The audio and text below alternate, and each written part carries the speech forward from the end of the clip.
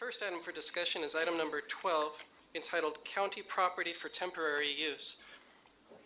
There are 36 requests to speak on this item, 35 in favor, 1 in opposition. There are also 12 individuals who wish to register their opinion in favor, but do not wish to address the board. I should note for the record that this morning 2 letters were presented to the board on this item, one from Sheriff Gore, one from District Attorney Steffen. Copies of that letter are available to the public from the Deputy Clerk at the front of the chamber. This item was brought forward by Vice Chairman Cox and Supervisor Fletcher. Thank you. Vice Chair Cox, would you like to lead this off? Thank you, Madam Chair. 3 weeks ago today, this Board of Supervisors voted to approve efforts to address the humanitarian emergency occurring in our border region.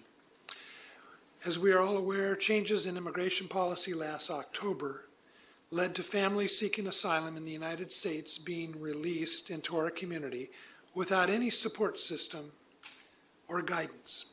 This created a potential for an increase in homelessness and or another possible health outbreak. Thankfully, a coalition of community organizations collectively referred to or called the San Diego Rapid Response Network stepped in to provide temporary shelter to these families and give them critical assistance to be reunited with relatives or sponsors across the United States. But the San Diego Rapid Response Network must vacate their current shelter by February 15th, putting our region once again at risk. Today, I am joining with my colleague, Supervisor Fletcher, in asking for your support for a practical solution to a problem we didn't create, but one which we've inherited the consequences if we don't act now. This action would allow a critical member of the Rapid Response Network, Jewish Family Services, to use a vacant county building to temporarily house these families who have legally been allowed to wait in the United States for their immigration hearings. There is no cost to the county, as Jewish Family Service would reimburse us for all costs to open and operate the leased premises and would pay for ongoing maintenance and operational costs.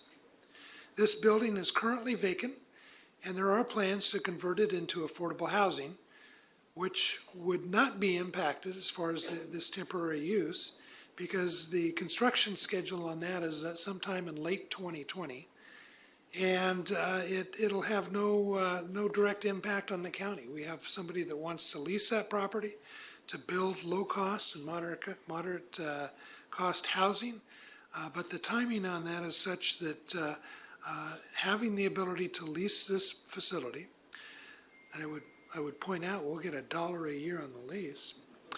Well, probably only for 10 and a half months or 10 months, but in any event, the bottom line is it's not going to jeopardize the effort to have low cost and moderate housing on this site ultimately. I would point out, as the clerk has mentioned, there were 2 letters that have been submitted, one by our sheriff and one by our district attorney. I would just point out very quickly the 3rd paragraph in the sheriff's letter, I think really gets to the crux of the matter here. He says the goal of any law enforcement officer is to seek to prevent crime before it happens. Supporting this agenda item makes good public safety sense. Persons who are homeless are some of our county's most vulnerable populations. From a public safety standpoint, my office has a duty to protect all persons residing in San Diego County from crime and victimizations, regardless of their immigration status. Many of the asylum seekers are unfamiliar with San Diego County and susceptible to victimization from opportunistic criminals. Women and young children are particularly susceptible to victimization, including sexual exploitation and human trafficking. And our district attorney has also submitted a letter in support, and I guess I will go to the last part of the 3rd paragraph in her letter. She says, simply put, the asylum applicants granted legal authority by the federal government to be in San Diego County and released in our county and on our streets fall under my office's duties to protect them from victimization. Based on my 30 years of experience, The mostly women and children that fall in this category, if unsheltered, will be in the highest vulnerability category to become victims of sexual exploitation and human trafficking. This poses a public safety and public health threat to those particular individuals and to our region. I know that my colleague Supervisor Fletcher has some additional comments, and I know there's a number of speakers on this item, so I will defer to Supervisor Fletcher. Supervisor Fletcher? Thank you, Madam Chair. I want to thank Supervisor Cox and his staff, and in particular the county staff who has worked very hard in the intervening 3 weeks as we really sought to take to heart the concerns expressed by this board and try and come up with what we think is the most appropriate and most workable solution that is in everyone's interest to try and address this issue. And I do think, and it is worth pointing out, it's been noted, this is a failure of the federal government. The federal government used to handle these issues in a different way. They used to ensure the public health and the transportation and all of these types of things, and the federal government has failed. And I would be more than willing to work with any member of this board to try and bring pressure to bear on the federal government to change their policy and to ensure that the state, the county, the cities, the other jurisdictions are not left having to pick up the pieces from their failure. And I do think that's an important point that I take to heart. But as Supervisor Cox mentioned, their failure to do what they've historically done does not remove the consequences of our inaction to address the issue. And that's really what we're talking about. Should the county have to do this? No, the federal government should do it. Will the county inherit the consequences of the federal government's failure to do what they should do? Absolutely. And is there a cost associated with that? There is. And there's obviously financial considerations and concerns, and we've had a number of conversations, and we've crafted a proposal here today where the movement of the property not only doesn't cost the city or the county anything, it gets us our dollar lease, but there's also potential cost savings. But we worked very hard to work with the advocates who stepped up in a heroic way to guarantee that the ongoing cost of this will be borne by them. We found a vacant facility. We found a facility that gives us multiple years out before it's scheduled to be converted into housing. And I think from a financial standpoint, we've done that. Now, there is a financial cost associated with the public health services that we're providing. And 2 points that I think are really important on that issue. One point is we are working overtime with the state of California. We've spoken directly to legislators in leadership positions who have committed to get the county's language to be reimbursed into legislation. I've spoken directly with the governor, who's committed to make that a priority, to make sure that we're made whole. But a second point on this, in talking to county staff, it's important to note that absent a central facility to transition these folks, our costs go up because the commitment to public health remains the commitment to public health. But if we have to scour around every bus station that's out there and every location that's out there and track people down in the streets, it will cost us more. And so the action we're voting on today has no county cost, but it does have the potential to save us cost funds. We're obviously aware of the public health dangers and risks. We went through a traumatic issue with hepatitis, and we see around the country other instances of public health outbreaks when this isn't taken seriously. And in particular, I think the public safety aspect is one that perhaps in our initial meeting we didn't highlight enough. And when you read the sheriff's letter, who says supporting this agenda item makes good public safety sense, and he goes on to outline why it's in our public safety interest not to have folks who are legally here, unsheltered, wandering the streets. But in particular, when you read the letter from our district attorney, Summer Steffen, where she outlines specific instances, and I just want to read for a second. In November 2018, while picking up migrant families at the downtown bus station, a San Diego Rapid Response team member noticed a car driving around the block slowly several times. The scene was one of chaos, and that families were confused, unfamiliar with the area, and unsure of where to go. The driver of the car convinced the family to get in the car with him. A San Diego Rapid Response team volunteer intervened and pulled the family out of the vehicle. On December 5th, 2018, the San Diego Rapid Response sent responders to pick up families who needed transportation. The respondent noted people separately attempting to corral families and take them to other places. One person was overheard saying he could take the family to Las Vegas and then figure it out from there. And this goes on, and this is what happens when you don't have a central facility, when you don't have a central location to ensure where we just acknowledged the sexual trafficking month, and we have our district attorney saying you are increasing the probability of sexual trafficking and human trafficking. I think that the public safety concerns are real. And then the impact on the homeless population is very real. And in the intervening 3 weeks, we've met with homeless advocates and leaders who have said that the task form to date, over 5,200 individuals have been quickly transitioned out of San Diego to their permanent homes. They all have homes willing. If we don't continue to do that, you have thousands of folks wandering the streets of San Diego that continue to increase. And so I think for all of those reasons, it is incumbent upon us to act in a fiscally responsible way. I also think that it's rare, you know, when you look at this issue at the federal level, we have a federal government that can barely stay open. Like, they can barely pay the bills. And I would like to say for any federal workers who are watching, if you want to be a servant and serve the public, and you would like to do it at an entity that will pay you regularly, the County of San Diego is a wonderful place to work. You should consider coming to work here.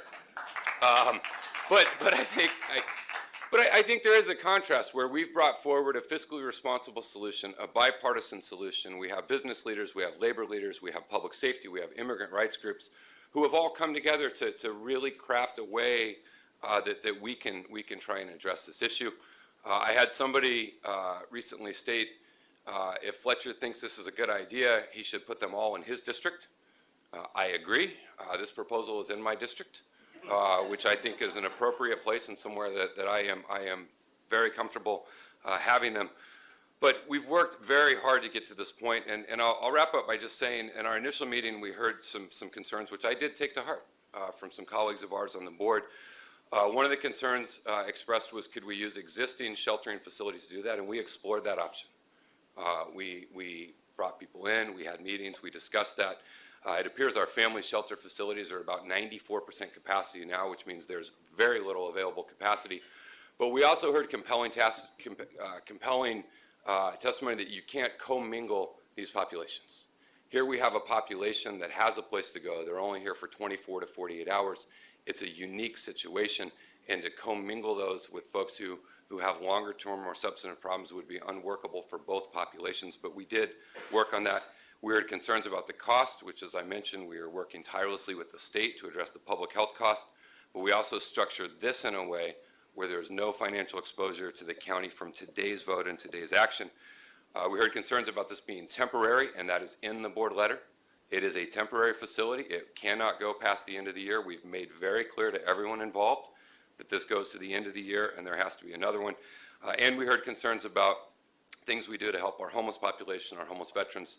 As we've talked to those groups, they said we have a lot of ideas for things that we could do, but the starting point is not compounding what we have now.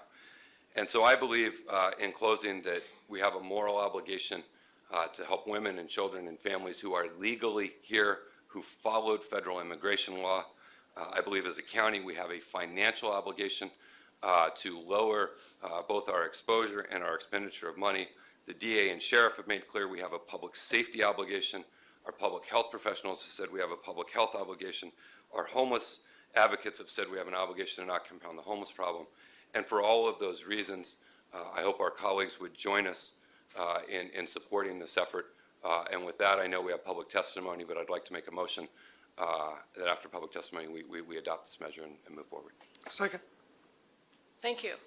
So we have a motion on the floor to approve the recommendations before us, Supervisor Fletcher, second Vice Chair Cox. And we have quite a number of speakers. I'm going to first ask if any of my colleagues have questions of staff before we go to the speakers. Supervisor Gaspar? I just have one question regarding security.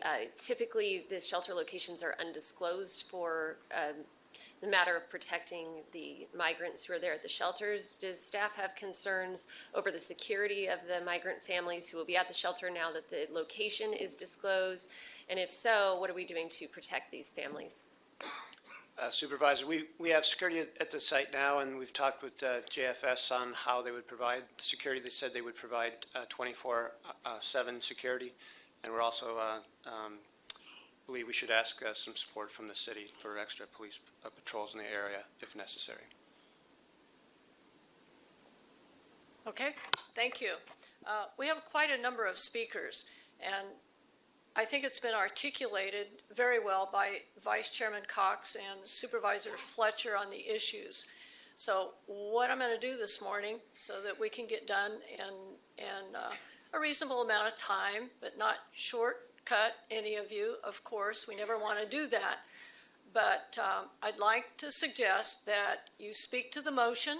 When you come to the podium, give your name, and then tell us right up front, you support the motion, or you don't support the motion, or you don't know why you're here. You can do that too. And then if you have something new to add, which is going to be extremely difficult, other than what my two colleagues have said, feel free to do that. But please don't repeat, and we'll get down to the business and then be able to discuss the motion. Sound fair? So be it. Let's go, Mr. Clerk. Thank you, Chairwoman. I'd like to invite forward the first group of speakers in favor: Rick Bramhall, Marie Raftery, Michael Hopkins, David Garcias, and Tamara Kaler. The other thing I forgot, 2 minutes. You'll have 2 minutes to address the board. Please begin your comments by stating your name for the audio record. If I've called your name, you can come forward in any order.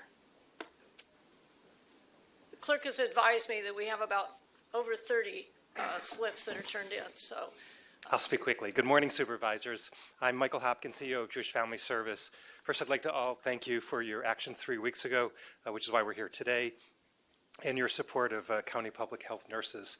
Jewish Family Service has been welcoming newcomers from around the world for the past 100 years, and over the last 2.5 months, as you've heard, 5,200 individuals, all families have gone through the shelter. We do this work as part of the Rapid Response Network. This work is part of our long-standing reflection. It's a reflection of our long-standing work of welcoming the stranger. It's also our reflection of building a strong, healthy, resilient San Diego. We share your vision of Live Well San Diego. By addressing the health, safety, security, and travel coordination of migrant families in partnership with County Public Health, JFS and the network prevents the spread of communicable diseases in our neighborhood, and also makes sure, as we heard, that this does not allow more individuals to become homeless on our streets or victims on our streets. In response to this humanitarian crisis, thanks to our staff and literally hundreds of volunteers, we have been doing this work for the last 2.5 months, but this work is dependent upon having a reliable shelter location. Without a shelter, as we know, dozens and dozens of migrants every day will be released onto our street. You also know that as of February 15th, we have to be out of our current location, and so it is really critical that we have a new location. The current location would allow us to continue our operation uninterrupted. I want to just say that the $1 is in our budget and we can handle that, and that otherwise there is no fiscal impact for the county, as we are prepared to cover all cost of operation, maintenance, security, and the upkeep of the property. I encourage you to make the property as valuable as soon as possible. It's really critical for our county. Thank you. Thank you, and thank you for your work and for stepping up. Thank you. Next speaker, please. I'm also going to ask the audience to hold their applause. I know you're enthusiastic about this issue, but if please, so we can continue with the speakers. Good morning, Supervisors. I am Marie Raftery, Chair of the Board of Jewish Family Service. During my tenure as Chair, I have seen firsthand the community outreach JFS has. For over 100 years, we have seen a need and tried to fill it, feeding the hungry and providing care, perhaps to your neighbors, or maybe even to your families. I see now firsthand how our community partners have joined in responding to this crisis. For the past months, JFS and the Rapid Response Network have welcomed strangers, families with children finding shelter, and working to prevent further homelessness in San Diego, a moral obligation. Our countless volunteers have provided transportation, food, and clothing. Now we have the opportunity to step up once again with you, our leaders, to provide a shelter without a financial burden, to continue to assist while helping avoid harm to these families. Our requests are fact-driven, humanitarian, and fiscally sound. I thank you for your consideration. Thank you. Please, would you indicate whether or not you support the motion when you come to the podium? Don't let us guess. Now, I take it the last two speakers did.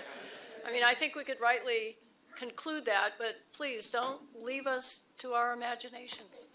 Good morning, Supervisors. I am in favor.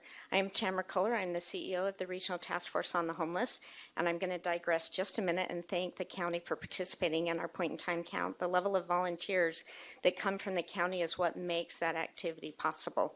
I would like to just add a little bit to what Supervisor Fletcher has said about the parallel tracks of a migrant shelter and the homeless shelter system. I think it's important to recognize that the actual destination of individuals who are seeking services in those two shelters are profoundly different. The destination in the migration shelters are very short, and they are moving through to families that they have been approved to connect with.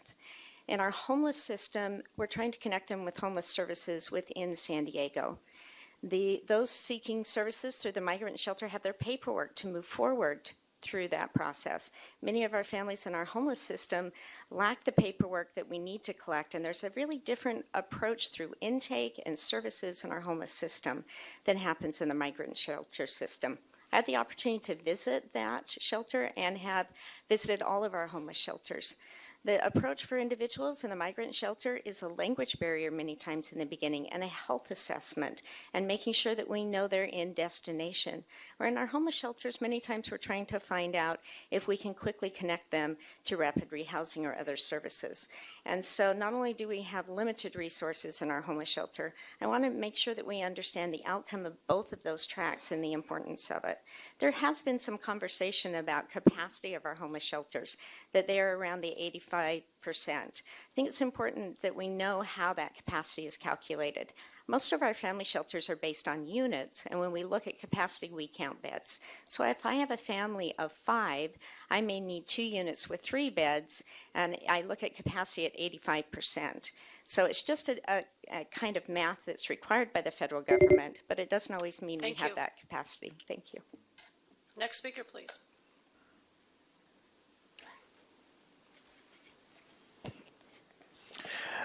Honorable Chairwoman and board members, my name is Rick Bramhall and I live in the city of San Diego. I come before you today to ask you to vote in favor of Agenda Item 12. This will only cost the county if you vote against it. The eyes of our great nation are upon San Diego County and this morning upon you. Right now, the controversy of the hepatitis outbreak is behind you. Right now, the country is focusing on our county for one issue only. The asylum seekers are here. Pretending they're not here will not make the problem go away. You can increase the standing of our region in the eyes of not only our nation, but of the world. Or you can give people the impression they were nothing but a bunch of old white folk who are afraid of our own shadow. A shadow that our past created through racist policies of the past and the firm opinion that dictators are a good thing in Central America. So what are we? You get to decide. Either we're a county that recognizes international laws regarding asylum seekers, laws our government signed on to, or we're a heartless band of brigands. Either we stand up for caring about our brothers and sisters, or we brand San Diego County as a home of hatred and fear. Thank you for your time. Thank you. Next, please. As the speaker is approaching, I'd like to invite forward the next group of individuals in favor: Michael McConnell, Elsa Al-Shama, Eva Perez, Tracy Pryor, and Renette Humans. Sir? I know one of the other speakers, Michelle Krug, wanted to cede some time for me. I don't know if that's available. No, it's not. Okay, thank you, Madam Chair, members of the board, Madam CAO. My name is David Garcias. I'm president of SEIU Local 221, representing approximately 13,000 public employees, but includes about 10,000 county employees. You know, the Board of Supervisors has a core responsibility to protect the health of San Diego residents. This is important work that is challenging given the current capacity and expiration of the current shelter, where law-abiding families are being dropped off the streets of San Diego and told to fend for themselves with no resources. The San Diego Rapid Response Network has stepped up to help these families. SEIU 221 joined this coalition because of our responsibility to the communities where we, SEIU Local 221 members, live and work, because helping San Diego County residents is at the core of what we do. But more than that, it is why we do it. The County of San Diego Health and Human Resources employees, the public health nurses, the social workers, the eligibility workers, this is what we do. We live in these communities, we help these residents, and this is what we do every day. The current challenge with the current shelter is putting at risk these families. We are asking for the county to approve this motion so that we can have a better shelter for the migrant families so they can be moved on their way and they cannot be exploited or taken advantage of. We don't want to have a repeat of what happened with the Hep A outbreak, and so we appreciate and we ask you to vote yes on this motion. Thank you. Thank you, David. Well done. Next, please. Good morning. My name is Asa Al-Shama. I'm a resident of Encinitas, so I wanted to speak a little bit about the experience of a North County resident when it comes to this issue. I know a lot of the asylum seekers are in San Diego, and that's pretty far from where I live. I've seen many people in my community, though, moved to help the efforts of the Rapid Response Network. And one thing that I want to add to this discussion is that it will make our ability to engage in this issue as North County people, North County residents, much more difficult if there's not a central location where we can pitch in and volunteer, help out. On my days off of work, I've been driving migrants from the shelter to the airport. I'm so thankful that there is that system already in place that I can participate in. And I've seen family members, friends in North County who are very removed from any kinds of difficult issues, who are sitting in these sort of white towers. I've seen them be able to engage with these issues because that infrastructure is already here. So I really urge this board, I'm in favor of the motion. I urge the board to allow the migrants to live in the, to stay in the county building. Thank you. Thank you. Next speaker, please. That's better. I support this issue. Good morning, board. As a philanthropist and homeless advocate, I've spent many years working on the homeless issue, and I've heard countless excuses why it's always someone else's fault.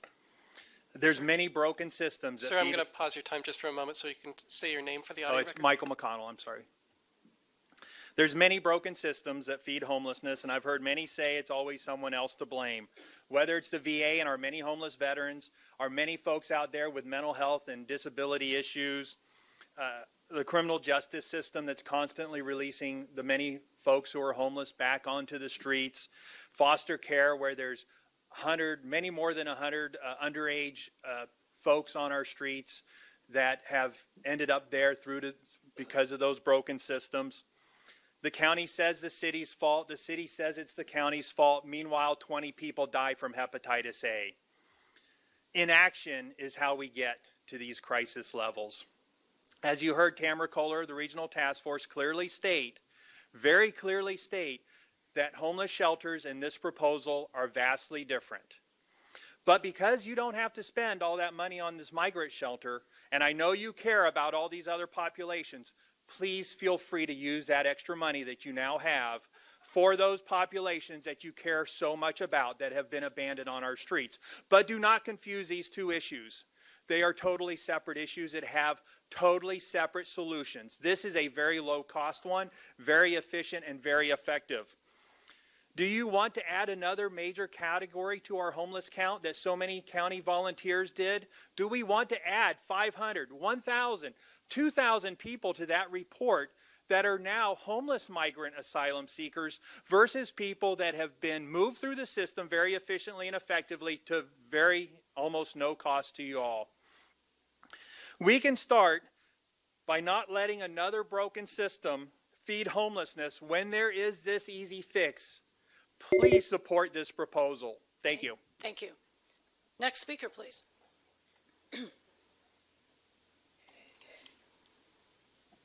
Good morning. My name is Eva Perez, and I'm a resident of San Isidro.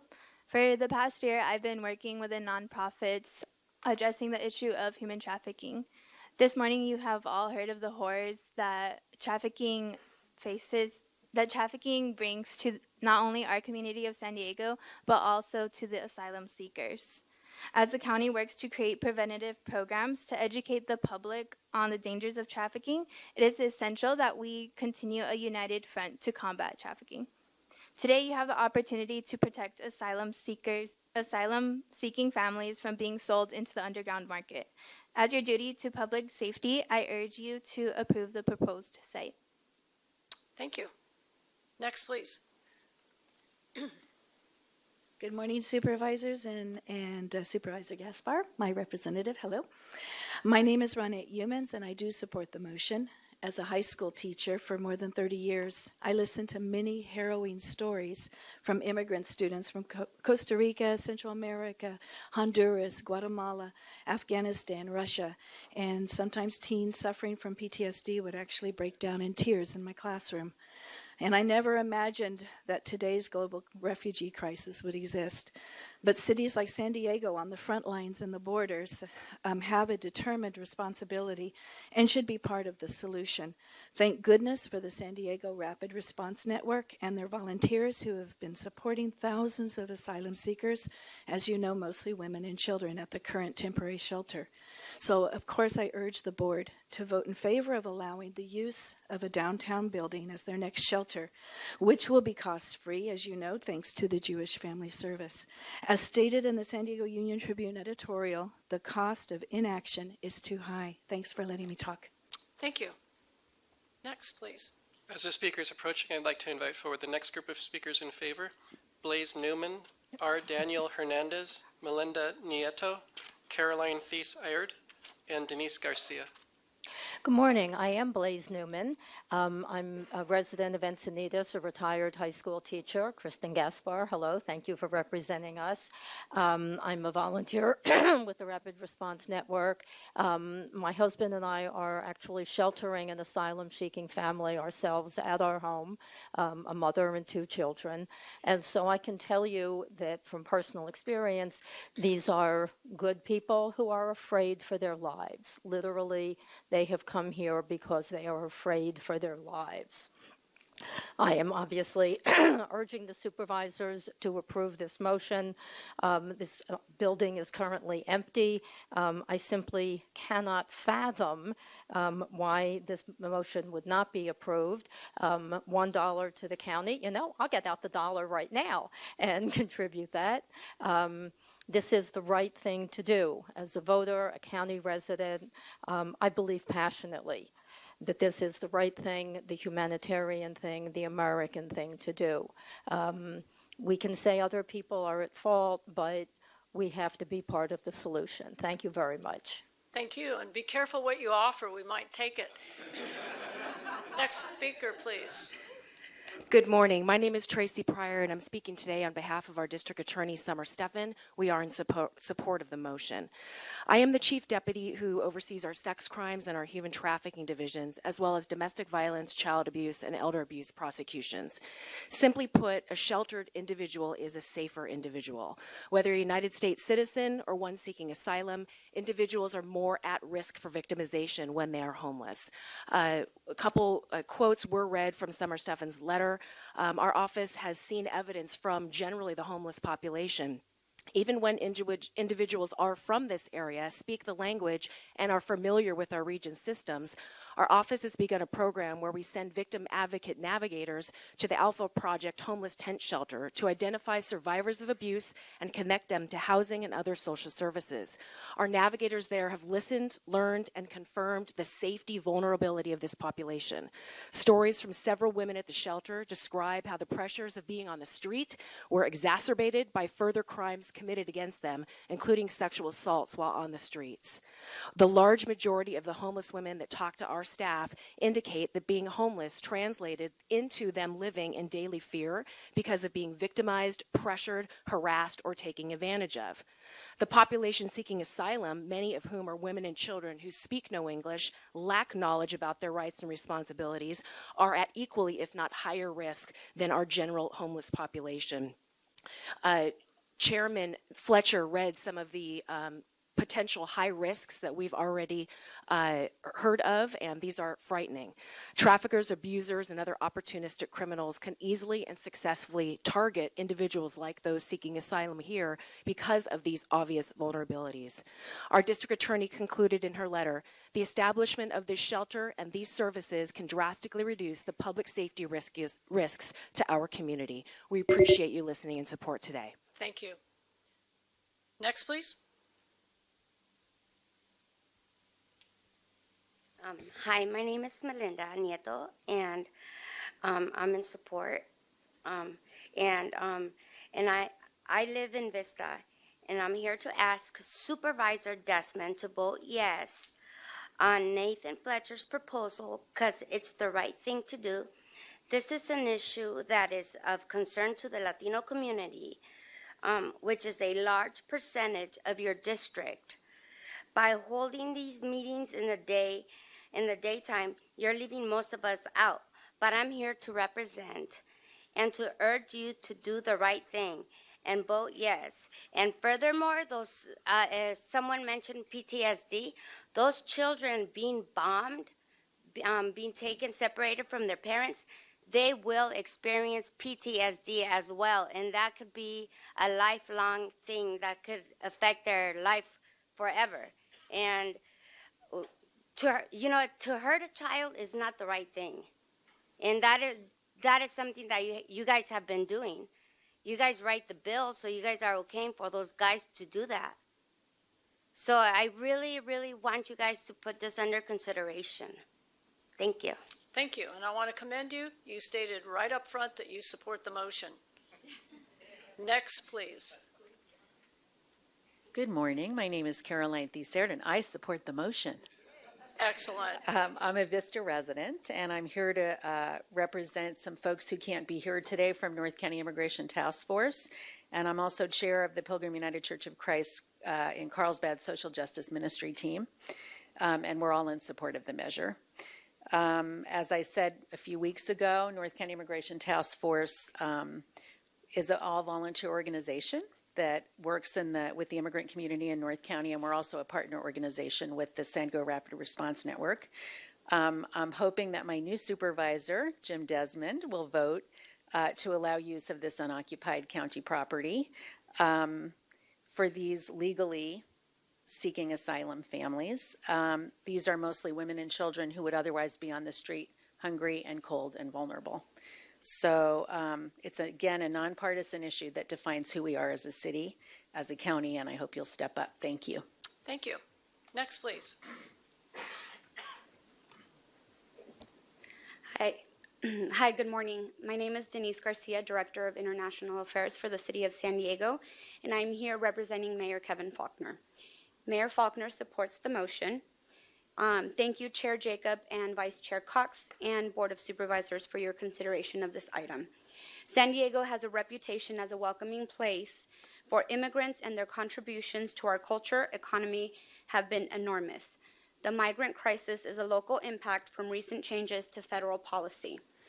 And if not properly addressed, it has the potential to adversely impact the quality of life in our entire region, and it poses a risk to public health, among other challenges. Mayor is in favor, and he applauds the board for being a partner in this effort, working with federal, state, local cities like San Diego to identify short, long-term solutions to help facilitate the influx of migrants in our communities.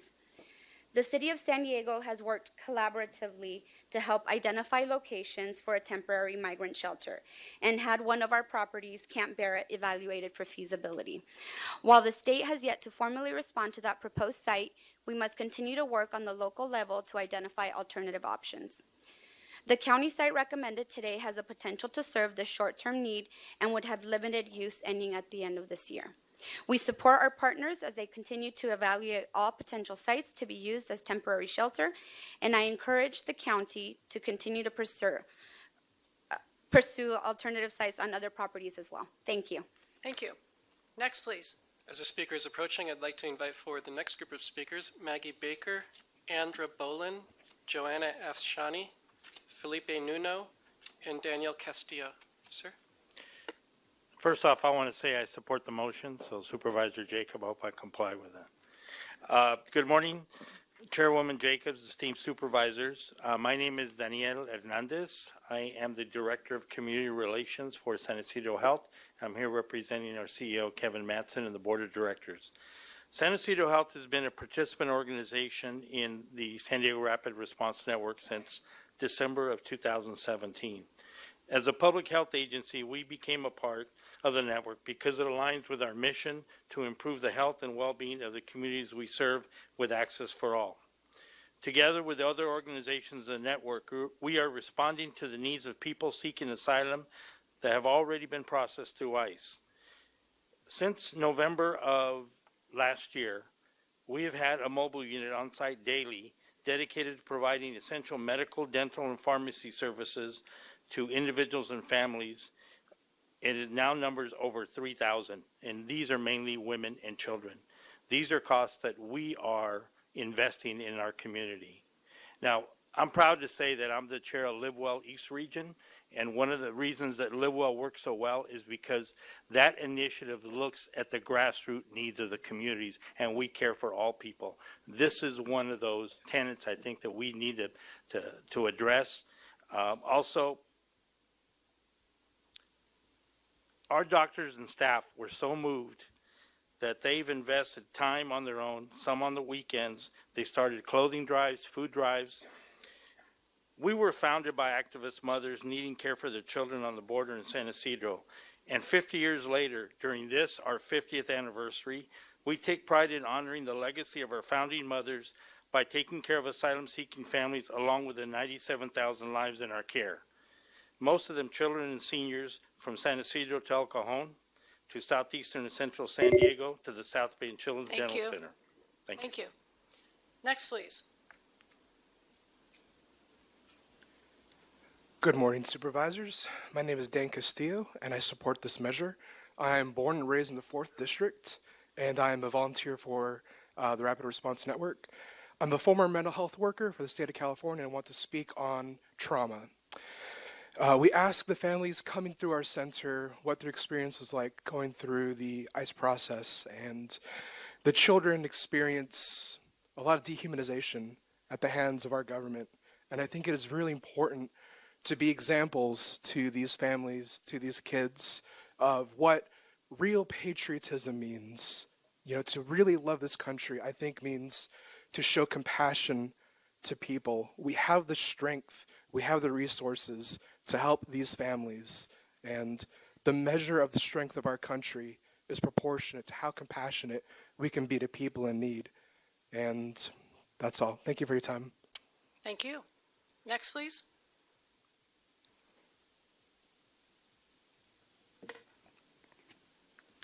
Good morning, Madam Chair, Jacob, and San Diego Board of Supervisors. My name is Joanna Shawnee.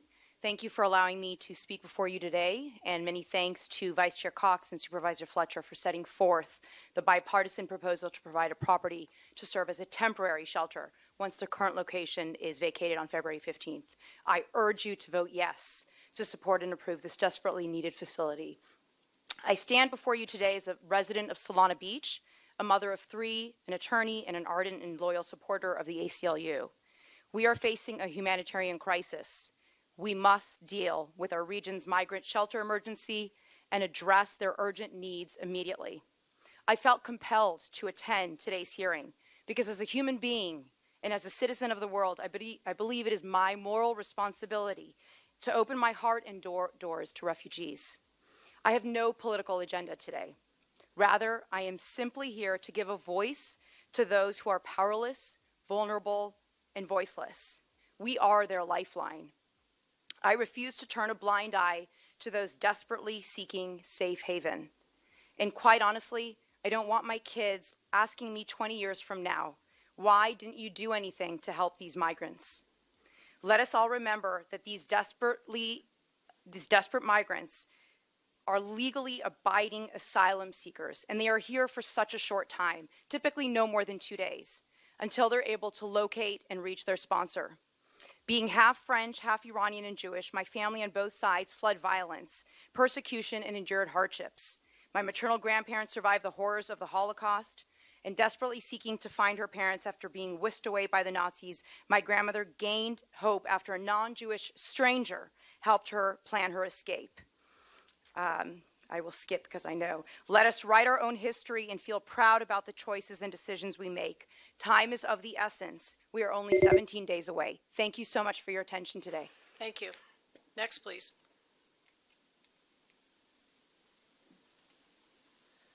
Good morning. My name is Felipe Nuno. I'm living now Otay Mesa, District 1. I'm retired U.S. Air Force after 33 years of service. I'm an immigrant myself, first generation immigrant. So I can connect to this issue very much. Having served the country, gives me a great honor to be very patriotic and very proud to live in this city and this country. Okay. I am part of the Otay Mesa Planning Group as well as a member of the Park and Recs of Otay Mesa. So I'm a community activist for the South Bay. Many people probably have heard me before. And I really encourage you to support this because it makes total sense. We don't want to create more homeless people. We don't want to have people abusing these kids and these mothers who, first of all, many of them don't even speak the language and don't even know the culture. I know how it feels because I was one of them, although I came the legal way with a green card, but still we are America, and we should be proud of where we live. So please, make us proud this morning. Do the right thing. But we have to move forward. This is only the first step. Somebody mentioned at the beginning, what about the other homeless? What about the veterans? What about the mental illness? What about the drug abusers? This could be a platform, an example of how we can move forward and keep helping those people that need our help. So I'm very proud to be a citizen and live right here in this beautiful city, in this beautiful county. So please make us proud and let's keep moving forward. So vote yes on this measure. Thank you. Thank you, and thank you, sir, for your service. Next, As the next please. speaker is approaching, I'd like to invite forward William Moore, Misty O'Healy, Michelle Krug, Jennifer Avina, and Beryl Flom. Ma'am? My name is Margaret Baker, and I have a doctorate in public health planning. I'm also convener for South Bay People Power, and we are in favor of the item that number 12, the recommendations developed by my supervisor Cox and Nathan Fletcher. Thank you very much. I spoke 3 weeks ago about the determination of the migrants that have been delivered to us in our county, and yet how fragile they are upon release. And today I'd just like to add that we responders are also determined, and yet we are what we have been doing is unsustainable. We need a reliable shelter space. I just want to give an example of the chaotic situation that continues, and the more this continues, the harder it is for the responders. So last Wednesday night, I received a call from a gentleman from Haiti, with his 2-year-old son. He was hovering in the McDonald's. He had gotten my phone number from family in Boston. Go figure. By the time I got there, I found where I park. I usually park where a security guard at the Jack in the Box lets me have a special space. And he had identified 12 other people that were huddled under a palm tree, and it was 3 mothers and 9 children. So there's a total of 14 people at 9 o'clock at night out on the streets. They had been released at 7:45 from the port of entry. This is a chaotic situation. We can never predict what time they're going to be released like this. We never know how many people. We never know the ages or anything, so we do our best. But we need to have also a shelter, because that's the other chaotic part of it, is I always have to call in and find out, is there room in the inn? And so that delayed us another half an hour or so.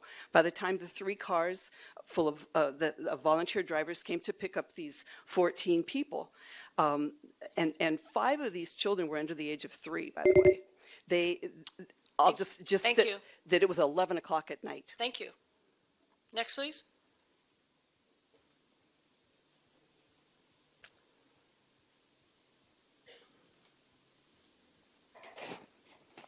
Good morning. My name is Michelle Krug, and I am strongly in support of this item. I'm really proud of my supervisor, Greg Cox, for supporting this item, and of course for Nathan Fletcher for facilitating it and initiating it. I am a volunteer with Rapid Response from the beginning, and I did an overnight Christmas Eve watching how the kids were scared yet so hopeful, clutching onto stuffed animals that generous volunteers had donated, getting new jackets because they were coming from Guatemala and they were going to be going to Kansas, had no clue what cold weather is going to feel like. It is just so, this is what San Diego is about. And I'm really proud of our county. I hope we wind up taking the right step. I'm anticipating that we will, but just the heartwarmingness of how we are showing who we are and our spirit. And I just really want to see this go forward and for us to continue to be looking for further options because we know this will be ending in December. Thank you. Thank you. Next, please.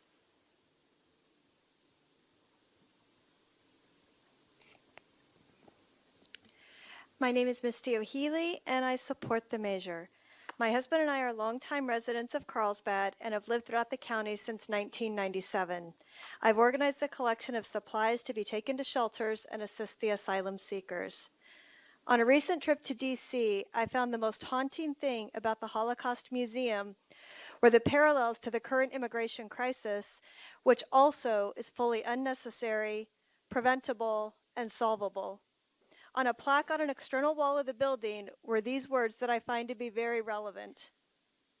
Out of our memory of the Holocaust, we must forge an unshakable oath with all civilized people that never again will the world stand silent.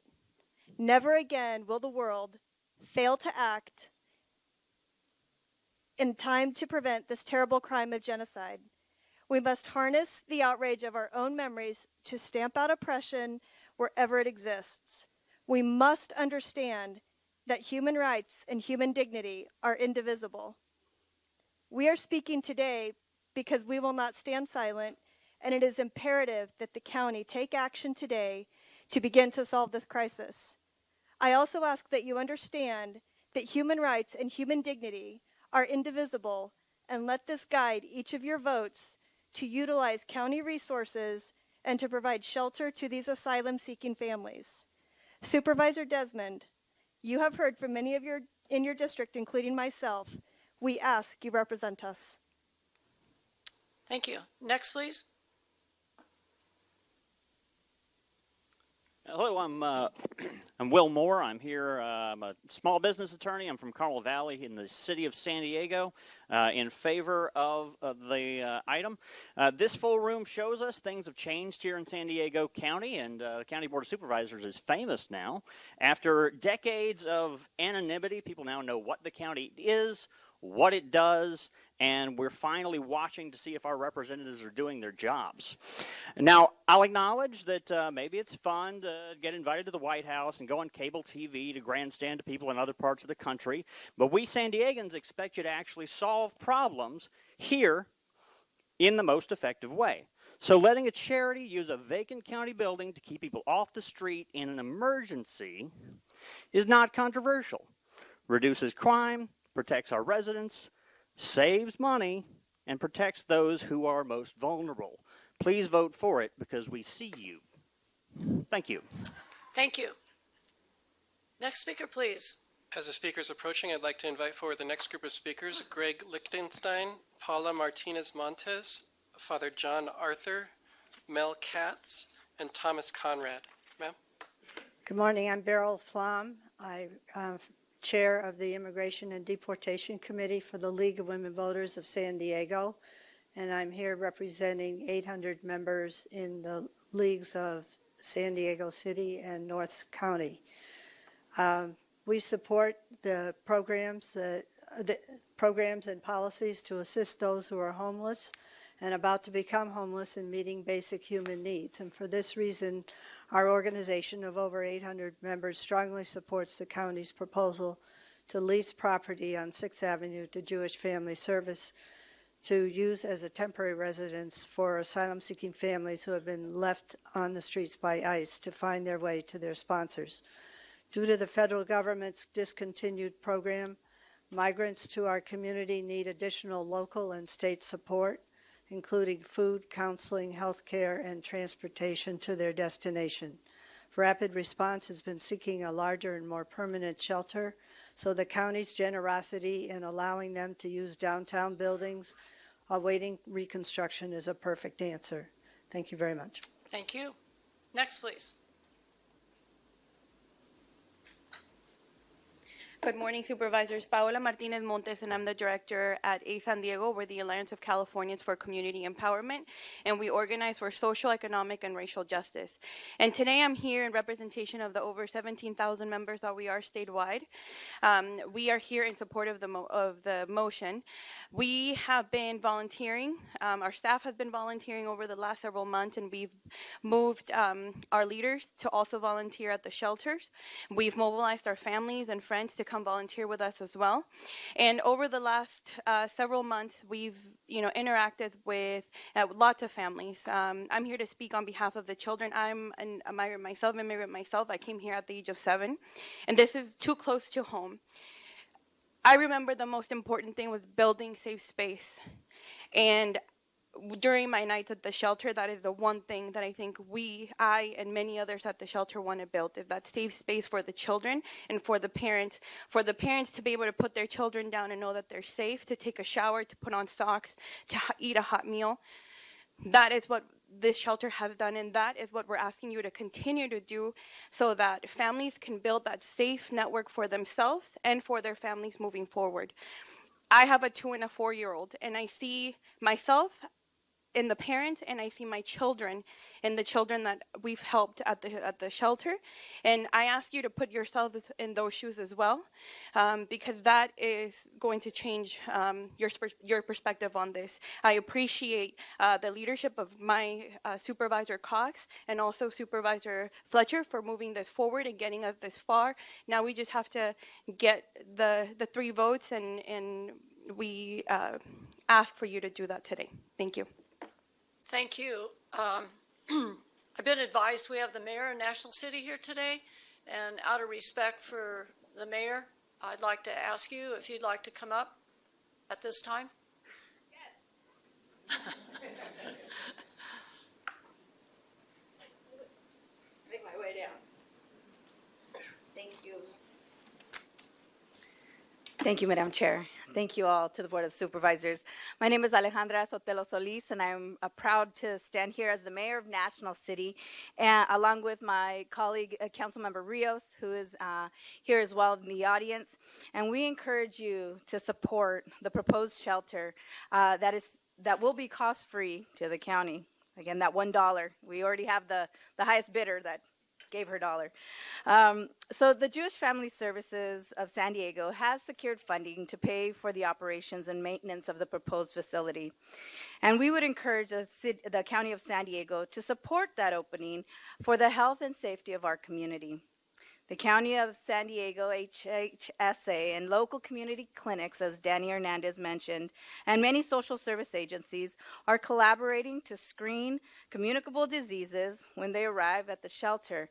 And as somebody who has volunteered, we saw the patience, the kindness, the warmth that they provided to each one of those family members and immigrants. Especially right now, we know that compassion and that type of attention is extremely important, and especially for the young children who have traveled hundreds of miles with their parents with little or no food or clothing.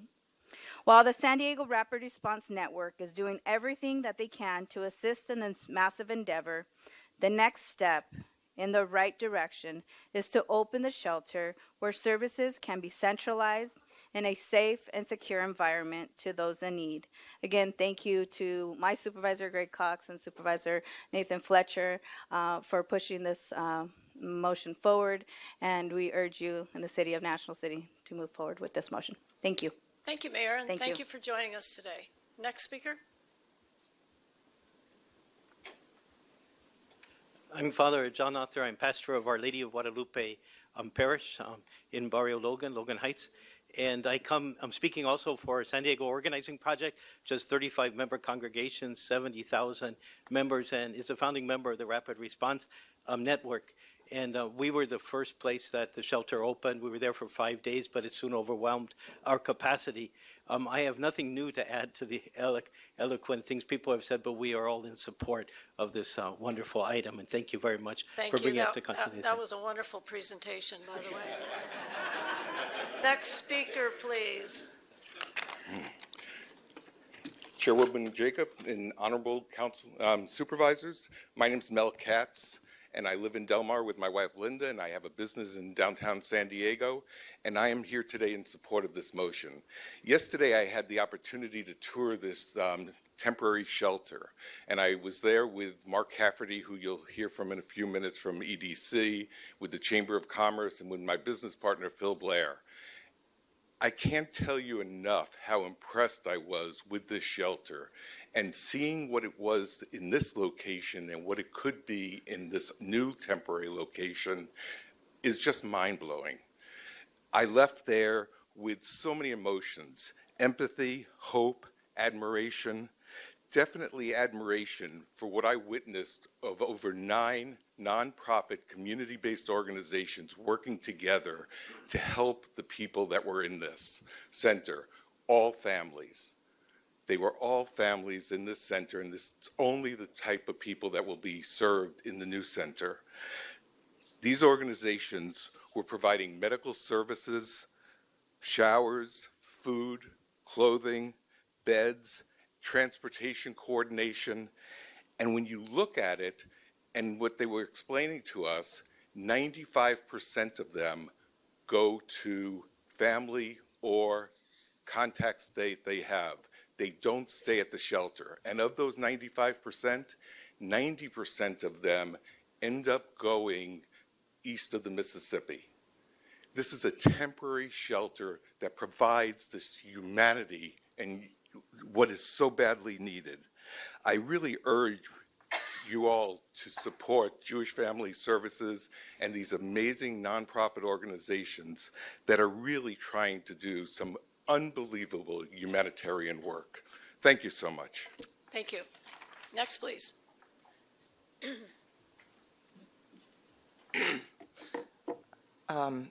Hi, my name is Thomas Conrad, and thank you for giving me the privilege to address you guys. I'm a student at UCSD and a resident and voter in County Board District 3, and I would like the board to take affirmative action and vote yes on agenda item 12, which allows the temporary use of county buildings to shelter asylum seekers for temporary periods of time. Taking care of asylum seekers for temporary periods of time means that we do not have folks on the streets, means that we are being moral and preserving our public health, means and the safety of our county, and reducing and making sure we do not add to the homelessness crisis. America is founded as a nation of asylum seekers, and I would really appreciate if the board would honor that history by making sure that we do our due diligence to our fellow human beings and not send them on the streets, and take the minimal action required by allowing county buildings to be used as temporary shelters. Thank you. Thank you. Next, please. As the speaker is approaching, I'd like to invite forward Sarah Jaffe, Nora Vargas, Noberto Lopez, Ali Torabi, and Mark Cafferty. Sir? Good morning. My name is Greg Lichtenstein, and I'm a physician in public health, resident of Scripps Ranch. I'm here today to urge my supervisor, Kristen Gaspar, and the other supervisors to vote in support of the temporary shelter for asylum seekers. I understand that Ms. Gaspar repeatedly requested assistance from former Governor Brown for help for these families. I'm sorry to hear that you received no response, but in the words of President Trump, the buck stops with everyone, except perhaps for him. We must all do more. I'm going to propose that the buck starts here and now. My wife, a physician who has worked with refugee families, and I financially support several of the organizations that are partners in the San Diego Rapid Response Network. We urge the county supervisors to vote yes to the plan to allow the use of a vacant building to better service these unfortunate families in need of our help. Here's my buck to Jewish Family Services to start the process. Thank you. Thank you. Next, please. Good morning, supervisors. My name is Sarah Jaffe. I'm a resident in La Jolla, and I'm also a legal resident in Mexico. I have 2 elementary school children, and I could have been on a field trip with them today, but my son said with tears in his eyes, no, please go and advocate for, he didn't say it, but legal asylum seekers. Because we have a choice. It was so wonderful to see the beautiful pamphlet and to think, okay, San Diego can be on the forefront of a project. We can either be on the forefront of recognizing that there's a necessary link in getting people where they need to go safely, or being an attractant for perverts and abusers, with people being released directly onto the street. We have federal government and we have local government because sometimes people far away do not see what people locally see as needs in our community. And it's obviously a strong need to be getting people where they need to go safely and not having them late at night on the street. Thank you very much. Thank you. Next, please. Good morning. Good morning, Chairperson Jacobs, supervisors. I am here in support of the motion. My name is Nora Vargas, and I'm here on behalf of Planned Parenthood of the Pacific Southwest. We are a healthcare provider with 12 health centers in each of your supervisorial districts in San Diego County, and we see over 100,000 patients in the community. Planned Parenthood has been a partner with the Rapid Response Network probably since December of 2017 from its inception. My team and I have volunteered at the various shelters, and we've been there making sure we help in every way possible. We are here because we know firsthand the importance of a central location and what that means to our asylum seekers. We are here also to urge members of the board to approve this temporary shelter. We are grateful for Supervisor Cox and Supervisor Fletcher for your leadership, and we want to make sure that the county continues to be there, to be a partner, to ensure that public health and safety for all San Diego residents and their families as they're seeking asylum is available to them. So thank you very much for your consideration. Thank you. Next, please. Hello, Board of Supervisors. My name is Norberto Lopez, and I urge you to pass this motion. One of the many reasons why we needed temporary locations to prevent a public health issue, but once you step foot in that shelter, it becomes more than a public health issue. It becomes about humanity. Having been at the shelter for the past 2 months has allowed me to hear the many stories on why people are seeking asylum, most of them fleeing to save the life of the children from violence and death. The children are the life and joy of the shelter, and they remind me of me. I am a DACA recipient, and I am 24 years old and have lived, respected, and studied in this country and state for the past 23 years of my life. Thanks to my parents bringing me here, I was given a chance to a better life. These children have gone through the dangerous and long journey, and still they smile and brighten up our day at the shelter. Through my experience as an immigrant and my experience at the shelter, I ask you pass this motion by providing a temporary location and the San Diego Rapid Response Network providing the resources. We are providing them a chance not only to save their lives, but also allow the children to have a better life. Thank you. Thank you. Next, please. Good morning, Supervisors. My name is Mark Cafferty. I'm a resident of the City of San Diego. I'm the CEO of the San Diego Regional Economic Development Corporation, and I'm here today to speak in favor of this item. And I think 30-something speakers in, Madam Chair. I'm not entirely sure what else I can contribute at this point in time, so I'm trying to heed your instructions to us. But I am here to talk to a group who I respect greatly about something that I know is important to all of you, and that is smart and practical and compassionate leadership. I've known many of you for a long time.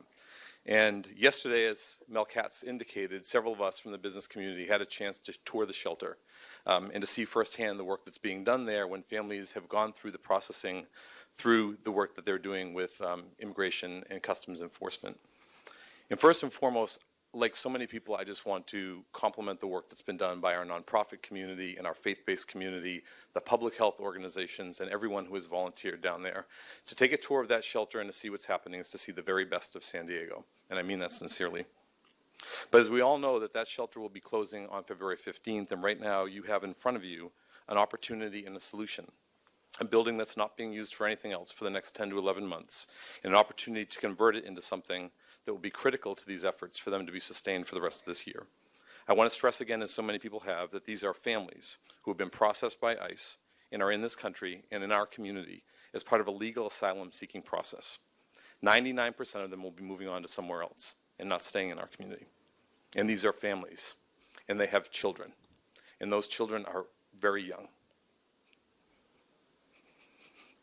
And the alternative, if those people aren't being connected to the right resources and the right support and the right systems, are all the things the district attorney and the sheriff wrote to you about in their letters. So with that said, I know that there are people who will be critical of this decision, and I understand that. But I'm asking you today to make the right decision for the right reason, as smart and practical and compassionate leaders. Thank you for your time and for your attention. Thank you. As the next speaker is approaching, I'd like to invite forward our final group of speakers in favor: Javier Gomez, Judy Harrington, Tiernan Seaver, and Cipriano Vargas. Sir? Thank you, Board, for engaging in this dialogue. My name is Ali Tarabi. I'm one of the directors for the San Diego Board of Dreamers. I had to scrap my original speech because everything was stated. So I just kind of want to point out one thing. This week, I had the opportunity to go to New York for the first time.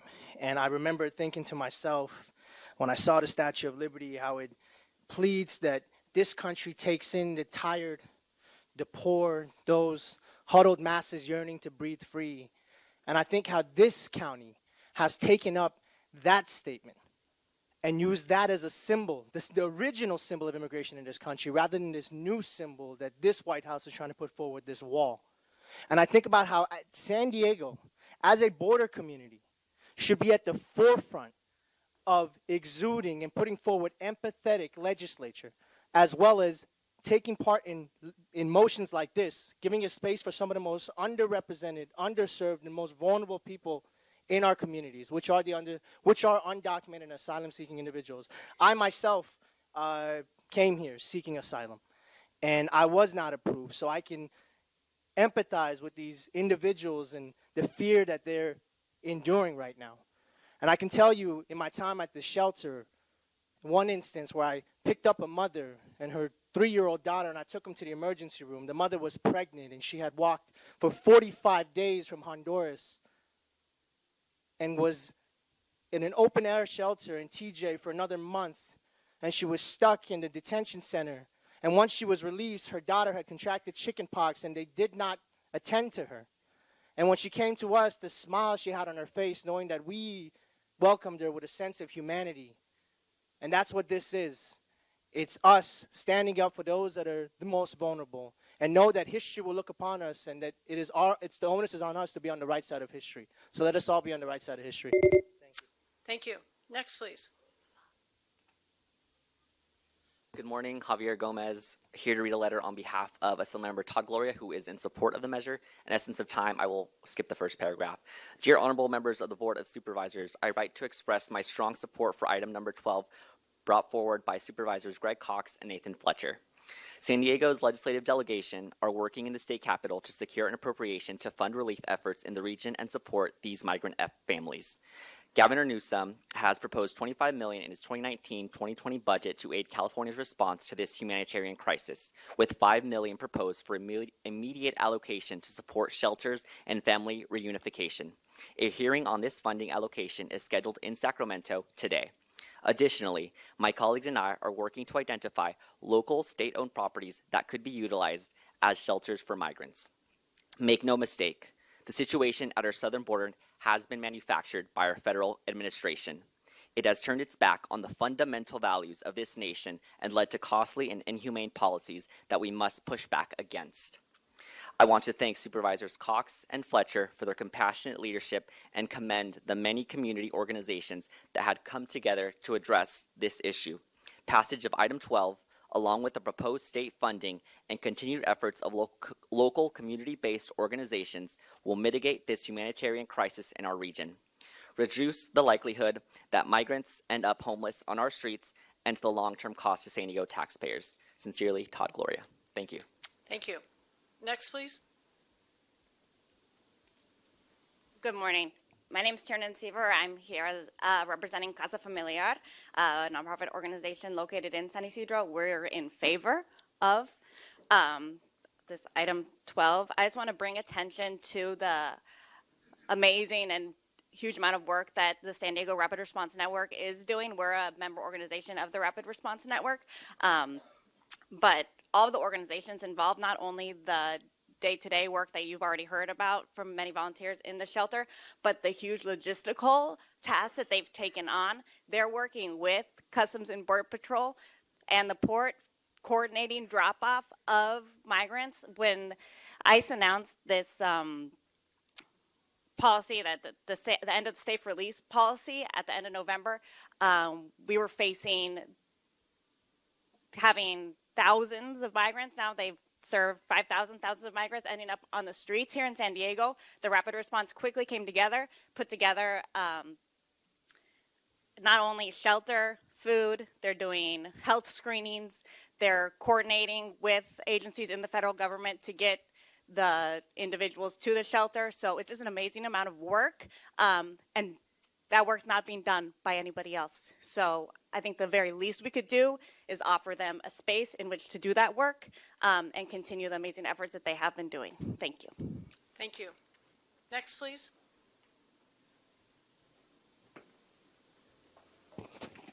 Good morning. My name is Stepano Vargas. I live in the city of Vista. So Representative Desmond, we have people coming from North County that care about this issue, people that have been stepping up, helping out at the shelter because they care.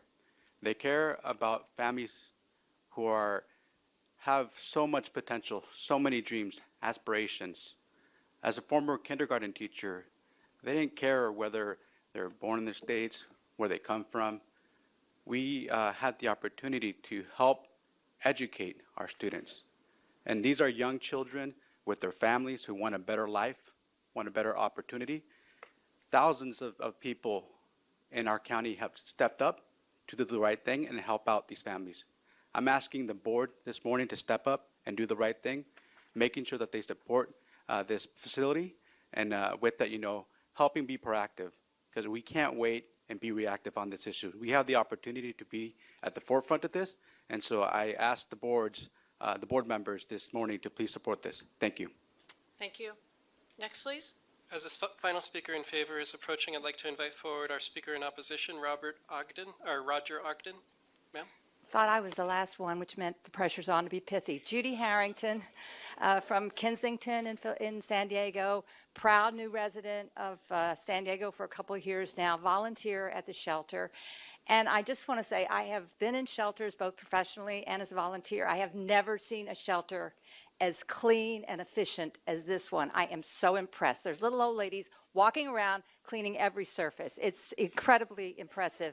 And I'm hoping today you'll make me an even prouder new resident of San Diego. Thank you.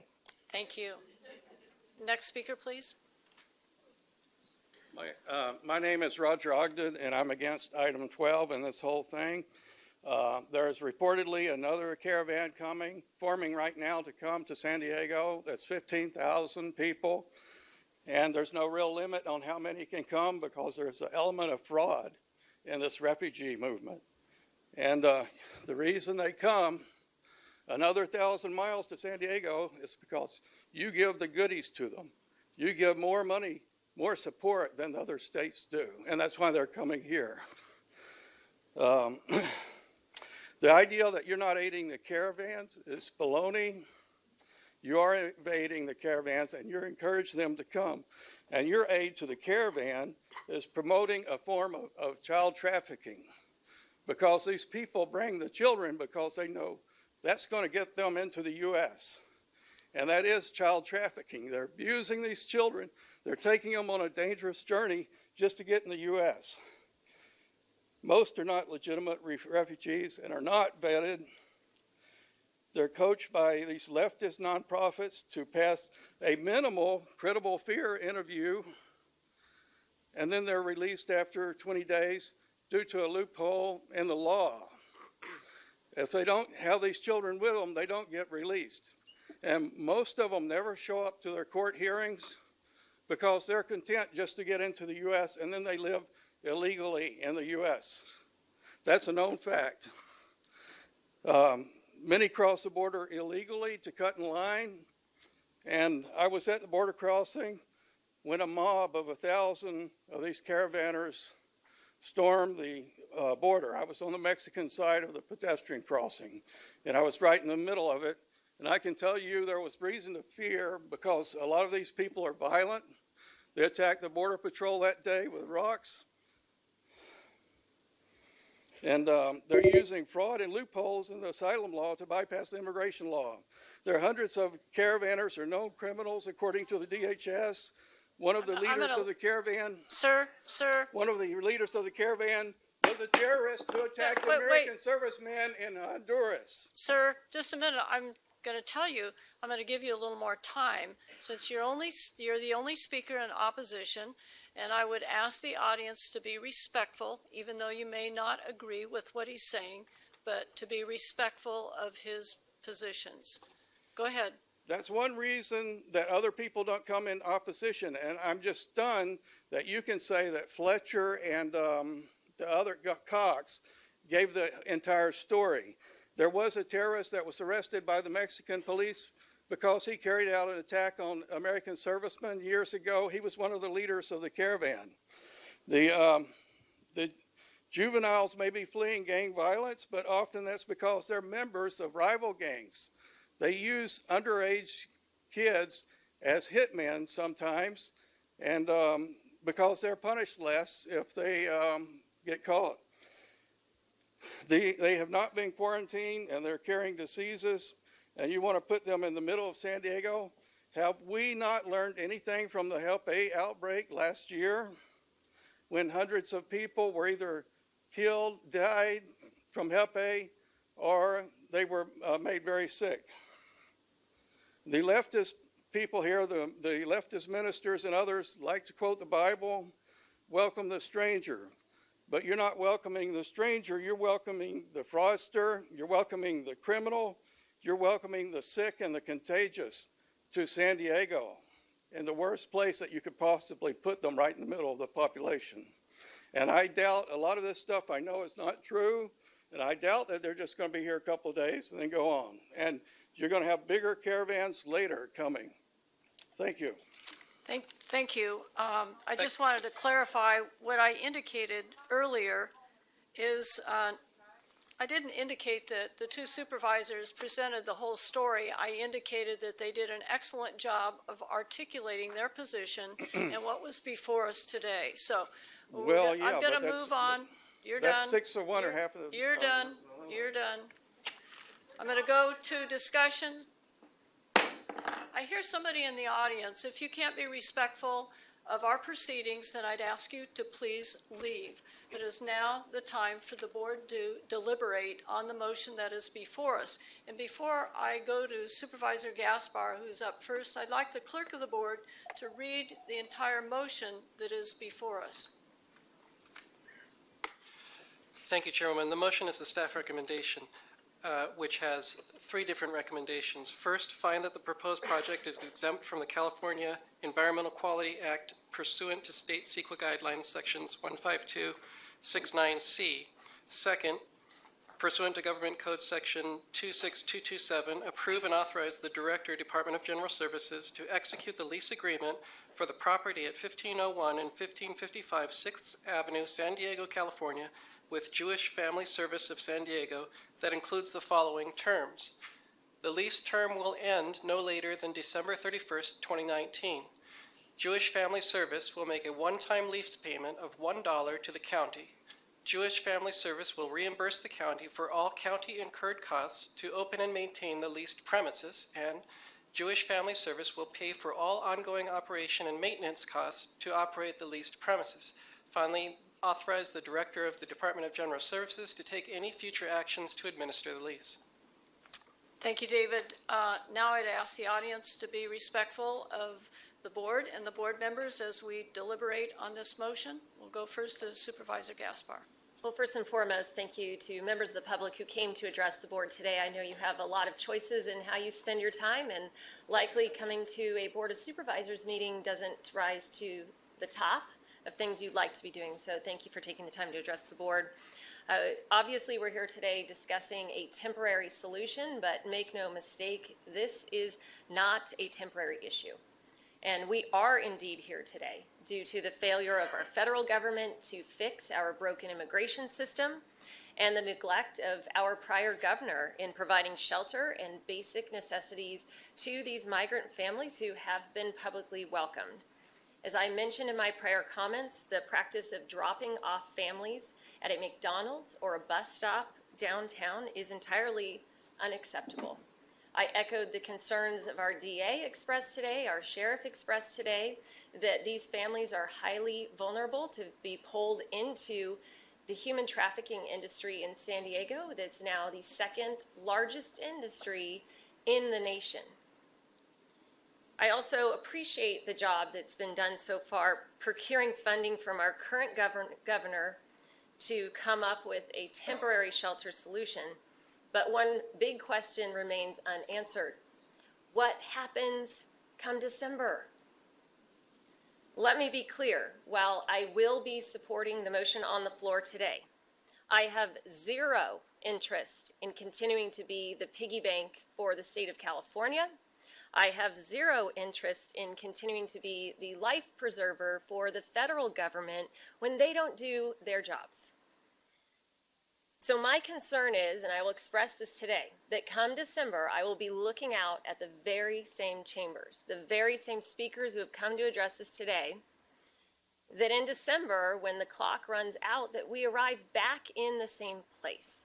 And so I want to make it clear to you now that the county continuing to do the job of the state and federal government is not going to be supported by me into the future. The pressure needs to go back where it belongs. The state is responsible for providing this shelter, including the location.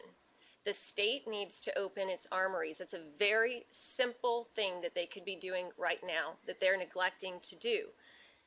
And so what I want to make clear, come December, the properties that the county explored, as mentioned by our chairwoman last meeting, 11 of these 20 properties that were explored as part of this process, they've already been put out for RFP because these chambers have also been filled by individuals advocating for affordable housing in San Diego.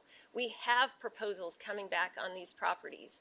So my message to the state is these properties are not your long-term solution, but we do indeed need to arrive at one. And migrant shelter operation for the County of San Diego is mission creep. So in the future, I will not be supporting the county stepping in for the state and the federal government because the county's role is to provide the critical health screenings and the vaccination to this migrant population. We are fulfilling our responsibility. We have a role in what should be a careful partnership, a partnership between the county, the state, and the federal government.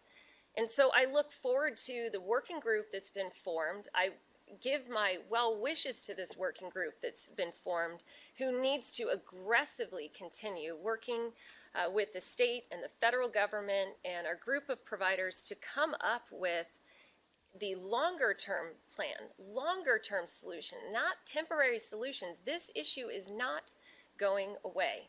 We need to make certain that all parties are fulfilling their responsibilities, and my role as a county supervisor will to be ensuring that the county is fulfilling its commitment on this issue as well.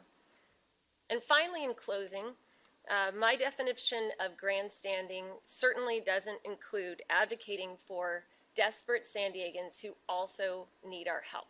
My physician's son, who was brutally murdered, the 527 San Diegans who died last year to overdose, the 12,000 human trafficking victims and survivors that live in all of our communities, and the 100 San Diego high schoolers who were recruited and arrested by violent drug cartels last year carrying drugs across our border. regardless of the party in power, regardless of which president sits in that chair, regardless if it makes people mad. These are the San Diegans who I will also continue to advocate for. Thank you. Thank you, Supervisor. Supervisor Desmond. Thank you, Madam Chair. And first of all, I want to thank Jewish Family Services and the Rapid Response Network, for the great work that you do. You pick up where government, falls, and you're the angels of our community. So I really appreciate all that you do and have done in this effort. I also appreciate the North County residents that showed up here today. And as the mayor of San Marcos, hopefully they realize I'm a very practical person as well. As a pilot for a commercial airline for over 30 years, I've never left or gone on a mission unless I had enough fuel. Here today we are talking about the asylum seekers that have been ICE vetted, ICE approved, and ICE admitted into our country, and they're here legally, waiting for their asylum date. But what I also hear today is, or I've heard today, is that this is cost-free. There's no cost to the county. And Jewish Family Services, I'm grateful to them again for picking up the cost of the shelter itself. However, due to the acts of the federal government, there are direct costs to the county. The taxpayers of San Diego County have already paid for vaccinations or vaccines that have been sent to the Tijuana shelters. And since December 20th, have been providing medical screenings and personnel. At the current temporary shelter, San Diego County taxpayers have already paid for a minimum of 8 full-time, on-site medical professionals that are there from 2:30 p.m. to 11 p.m., 7 days a week. They're providing health care screenings along with referrals and translation services. The cost since December 20th till about the first week in January is about $350,000. I've also heard that, well, if these same services are carried out, and I think they should be carried out in the new shelter, for the safety of our local residents and for those coming over here seeking asylum, the county staff has estimated that the cost is to San Diego County taxpayers of $4 million between now and December 1st. So when I hear this is no cost, the county taxpayers are picking up the difference here for the asylum seekers by having to do the health screenings. So $4 million to me is not $1 or $0. And also, I've also heard that these are families only that are coming over here now, which I understand they are. But as we know, the federal government, at the snap of a fingers or a tweet, can change that. And it might not be families tomorrow. Families today, we appreciate that the effort's going on. But yes, San Diego County, we have reserves, but the state actually has a surplus. And I think the federal government in California should be covering the cost of the health care screeners of the asylum seekers, not the taxpayers of San Diego County alone. So when I voted at the last meeting to explore the possibility of county shelters, it wasn't a standalone agenda item. It was part of a package. And that package included state and federal participation. We haven't seen any. We also directed our CAO to pursue armories at the state sites for a shelter. The state of California, under Governor Brown, sent a letter stating no. A letter was sent to Governor Newsom, and we haven't seen a response yet. We established a regional task force made up of federal, state, county, and regional stakeholders to address short-term and long-term solutions. I understand there's been some efforts by this group, and their first formal meeting is not scheduled until this Friday. So we also directed our CAO to work with the state and federal delegations to find resources and seek reimbursement for county services. Now, I've heard talk today, but none of those dollars have been secured. I understand it was mentioned earlier, $5 million from Governor Newsom was proposed. The county needs $4 million of that to get reimbursed. I don't know what that leaves for Jewish Family Services or other nonprofits. My understanding of the board letter that was brought forward was not just to provide a free county shelter, but it was to bring others to the table and not leave the entire burden on San Diego County taxpayers. Quite frankly, I'm okay with the shelter. What I'm not okay with is today's action leaves that entire burden still on San Diego County taxpayers. Now, I understand there's things in the works, and I have had assurances from people at the state, but I don't have that in front of me today. You know, and we've heard promises from the state before, and we talked about behavioral health and homelessness. We were promised during the realignment that we would receive monies from the state for the behavioral health and homeless people that are abandoned in our communities, that we would see monies that the state saved sent to our communities. 4 years later, they hadn't sent a dime. And when they did finally, it was a paltry amount. So I'm a trust but verify with the state. But I believe they will keep their promises, but it's not here before me today. So until I see those dollars, or see the language in a bill at least securing dollars for the San Diego County taxpayers are reimbursed for their costs, which is up to $4 million this year, I'm not going to be able to support the county's temporary shelter with today's vote. Thanks. Thank you, Supervisor. Vice Chair Cox? Thank you, Madam Chair. Let me start off by thanking all the speakers that came down today to share with us their thoughts on this issue. You know, sometimes in government, particularly at the local level, you have issues that are kind of dumped on your laps that you didn't anticipate, and you had no role in creating or really no thoughts previously that you might have to deal with. But here's a situation where we have a lot of migrants that have gone through the federal process, immigration and customs enforcement, and have been deemed to be eligible for consideration for asylum. The federal government, as we have all acknowledged, I think, has dropped the ball, is not doing what they have previously done as a result of a decision that was made last October to basically not take on any responsibilities for making sure that those people that they've said have a credible argument to be granted asylum. It used to be the federal government would make sure that they contacted their sponsor and that they would make sure that they got to their ultimate destination until their cases were adjudicated. Well, the federal government has walked away from that responsibility. We've asked the state of California to consider use of an armory. We haven't gotten any response back from that yet. Still might happen. Clearly, there is a need for a long-term solution. The County of San Diego is probably not going to be a part of that long-term solution. We do have an opportunity today to be a part of a short-term solution. For the next 10 and a half months, we can provide a building that is not being used by the county, that we own, that is in the process of being converted into affordable housing for a lot of individuals, and I think that certainly is a very worthy cause that we've all been pursuing over the years. And, you know, okay, we're going to make $1. No big deal there. But actually, in the short term, we're going to be saving about $16,000 a month that we're paying right now for security costs. And obviously, we wouldn't have to pay those security costs after the building's torn down, but until it is torn down, that's a cost that we are carrying right now. This is a temporary location through December 31st.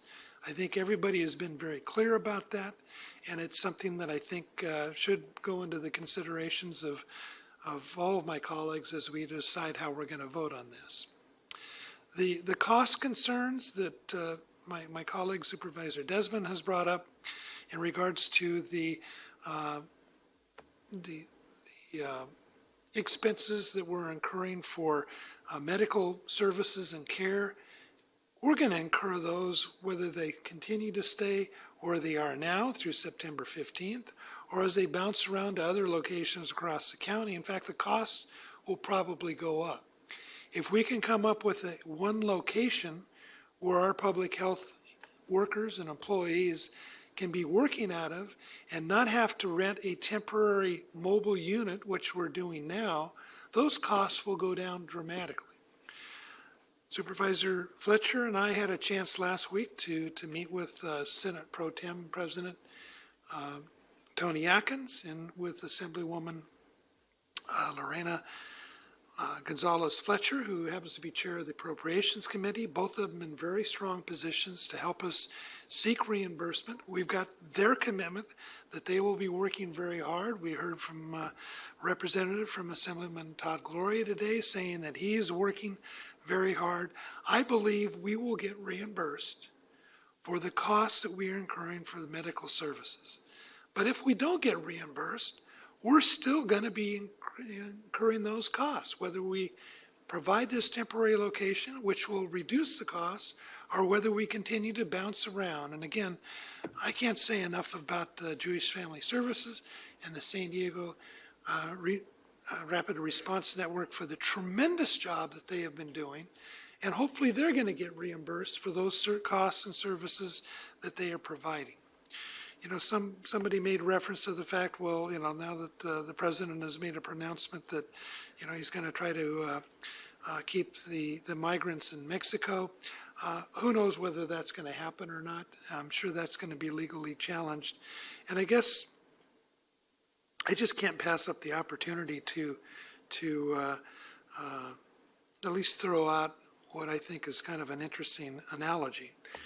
There was a gentleman that we hear the jingles all the time on the TV and the radio, where the late George King Stallman has a little jingle that he talks about. And I guess I would just kind of paraphrase that today and say it's better to have a shelter and not need it than to not have a shelter and need it.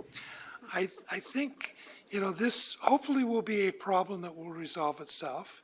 But if it doesn't resolve itself, we have an opportunity as this Board of Supervisors to make what I think is one of the easiest decisions we will perhaps have all year, at no direct cost to the County of San Diego, to provide a building that's going to be ultimately torn down, that will house the people from the nonprofit community that are providing these tremendous services to the migrants that are legally authorized to be in this country by the federal government for the next 10 and a half months until a more permanent location can be found. I certainly hope we can get the support of all of my colleagues on the board in support of this item.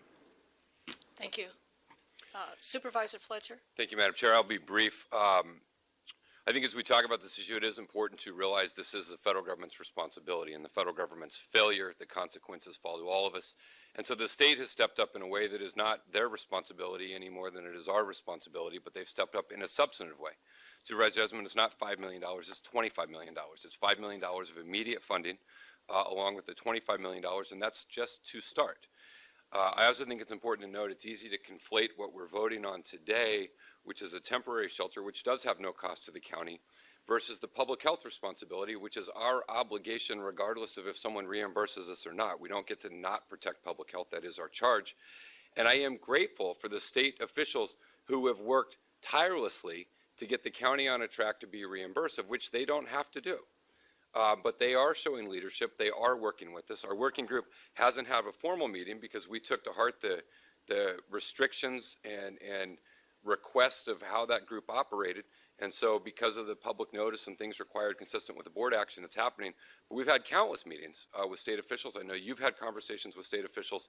County staff has drafted language to be inserted into legislation, which is all moving forward and getting done to ensure that we're made whole. And so I just think in closing that we're coming together, joining with the state to realize that even though it's not our legal responsibility, even though it's not our inaction that created it, we do bear the consequences and have the obligation. And in particular, I'd like to thank the county staff that has worked very, very hard, Department of General Services, our public safety staff, our health and human services staff, to help us arrive at a way that ensures public health while also protecting the county's financial situation, and in particular to the nonprofits who stepped up and performed a heroic task to perform these functions, to bridge until we could provide some help and assistance, and to all the members of the public who took time out to make sure that your voices were heard. I believe that the majority of this board has heard you and appreciates you. And with that, Madam Chair, I look forward to the vote. Thank you. Thank you. I have a few comments I'd like to make, and I probably will be repeating some things that I've heard, so bear with me. And it's true. I mean, we wouldn't be here today if the federal government had not failed to do its job, but they have failed to do their job, and that's why we're here. And I do appreciate all of those who have worked very hard to kind of pick up the pieces. It's not the first time the county of San Diego has been dumped on, and it's not the first time that we've been put in a position to clean up somebody else's mess, working with others in the community. And I just want to remind that it was in October that the Trump administration ended an immigration and customs enforcement supported program that was known as Safe Release, which helped families requesting asylum connect with family members already residing in the United States by ensuring they had travel plans in place prior to their release. Discontinuing that has created the situation that we're in today, like it or not. And it's had a significant impact on our county and on our county resources. And I share a lot of the same concerns as Supervisor Desmond in terms of the costs. I've had some questions from my constituents in East County. Why are we doing this? And I've had to explain that the asylum process is a legal process allowed by the federal government. So these people that are seeking asylum are in our country legally. And that's not readily understood region-wide, that they're here legally and they have certain rights because they are here. And again, I appreciate particularly Jewish Family Services and all those part of the San Diego Rapid Response Network for stepping up and filling in the gap, because what ICE has done, they basically are just dropping these people off with nothing, no shelter, no medical care, no travel assistance, and then it's been up to the county and all of you to pick up those gaps and help these folks. The cost of the health screenings for migrants, Supervisor Desmond mentioned that it's close to $400,000 to date that the county has taken out of its general fund. That's important, because those general fund dollars are very, very precious. And you think about that money could be spent in other places where we have responsibilities too. And it'll stretch into the millions, no doubt. I don't know if the number is 4 million or what it is by the end of this year, no doubt. Because of that, I plan to place an item on our next closed session agenda to explore litigation against the federal government related to this particular crisis and its impact on San Diego County, with the full intent, twofold, to get the federal government to do its job in this area, and secondly, though, to reimburse the county and all of the other entities that have put money out on an issue that is a federal responsibility. And maybe the state wants to join us in that, but we can certainly have a good discussion in closed session about initiating some litigation, and I've already talked to council about that, so stand by on that one. I said asylum seekers are here legally. It's a health and safety threat that has been placed upon it. This is a temporary location, and to me it's the right thing to do, so I'll be supporting the motion. And with that, please vote. Chairwoman Jacob, that motion passes with Supervisor Desmond voting no, all other supervisors being present and voting aye. And with the exception of closed session,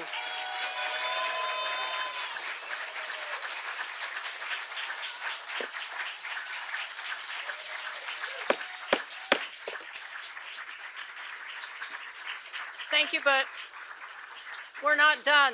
with the exception of closed session, that concludes the business before the board this morning. It would be appropriate to move to adjournments in memory.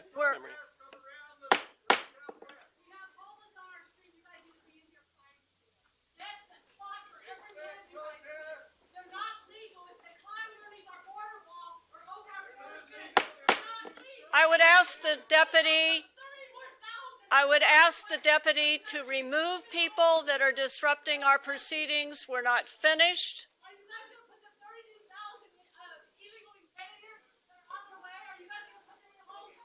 Will the deputy sheriff please remove the individuals that are disrupting our proceedings?